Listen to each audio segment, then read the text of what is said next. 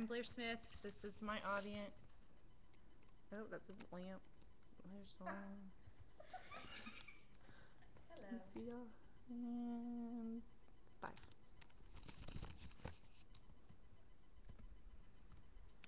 Not only does smoking in public places pollute the air, it also pollutes the bodies of those exposed to it. Although most smokers believe that the only harm caused is on the smoker themselves, they are vaguely unaware of environmental tobacco smoke, or ETS, which contains over 4,000 chemicals and 40 carcinogens proven by scientists to cause cancer.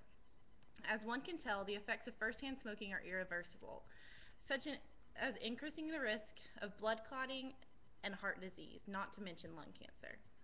However, it is not widely known that the secondhand smoking puts non-smokers in jeopardy of becoming prone to the same risk and complications.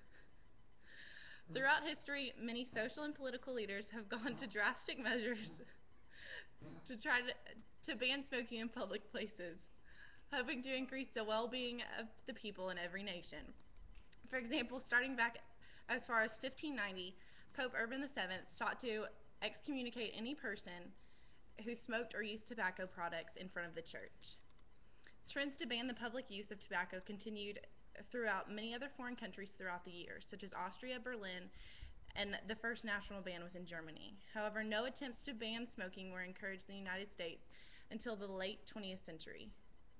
As protesters and abolitionists began to make the harms of secondhand smoke clear, tobacco companies launched a new variety of propaganda in order to accommodate courtesy from smokers when in public.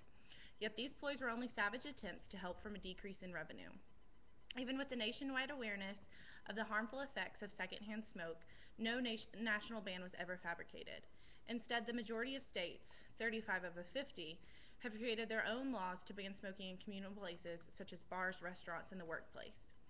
First of all, ongoing and past reports from the Surgeon General, as well as studies from the National Academy of Science, provide evidence of the health hazard caused by secondhand smoking.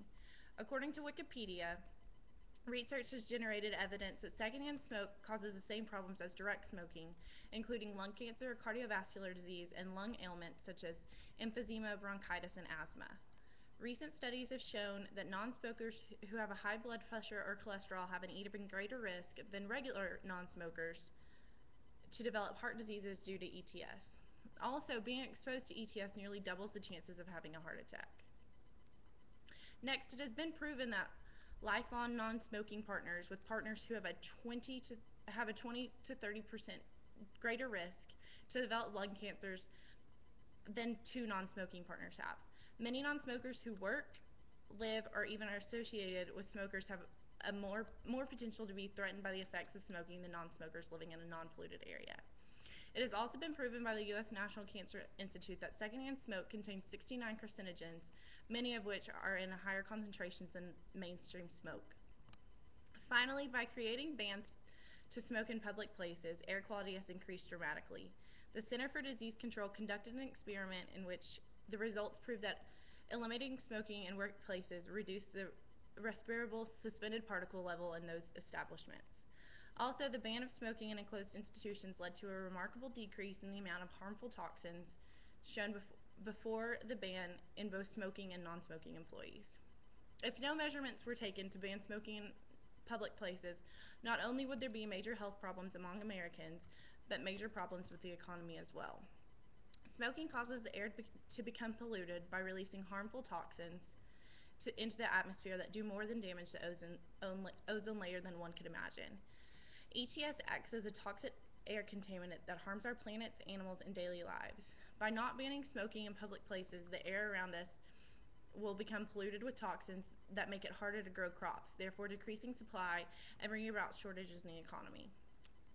However, in the states and countries that have begun practicing a public smoking ban, health benefits have increased greatly. In the first 18 months after the town of Pueblo, Colorado enacted a smoking ban in 2003, hospital admissions from heart attacks dropped 27%. Similarities were shown in many other nations that enacted the ban as well. For example, after banning smoking in a public bar, worker symptoms related to smoking decreased in half from 80%, while the workers' lungs function increased by as much as 10%. Finally, after a Scottish bar enacted a ban on smoking, the amount of harmful toxins found in the saliva of the bar workers has dropped astoundingly by 75%. Although smoking in public places cannot and will never be banned entirely, there are major measurements that can be taken in order to decrease it. For instance, instead of legally banning illegally banning smoke from establishments, the businesses could voluntarily become smoke-free. Therefore, the revenue of those companies would increase or decrease at their own expense and decision. Also, the government could benefit those companies that voluntarily ban smoking with tax credit or other incentives to help them gain financially, since a great number of their businesses will have diminished. Another way to resolve the problem of smoking in public places is to allow only a certain number of fire hazard permits to each city. By only allowing a certain number of establishments to obtain these permits, the demand for them will greaten. The only fair way to distribute these certifications would be an auction in which the demand for the permits would only be given to those willing to pay the equilibrium price. After instituting such permits, the ban of smoking in any other institution would help to purify the air and increase the health of non-smokers.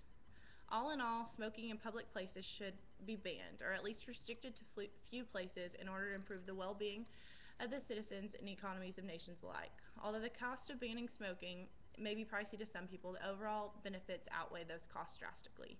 By banning smoking in public places, the economy, health of people, and overall well-being of nations will automatically increase.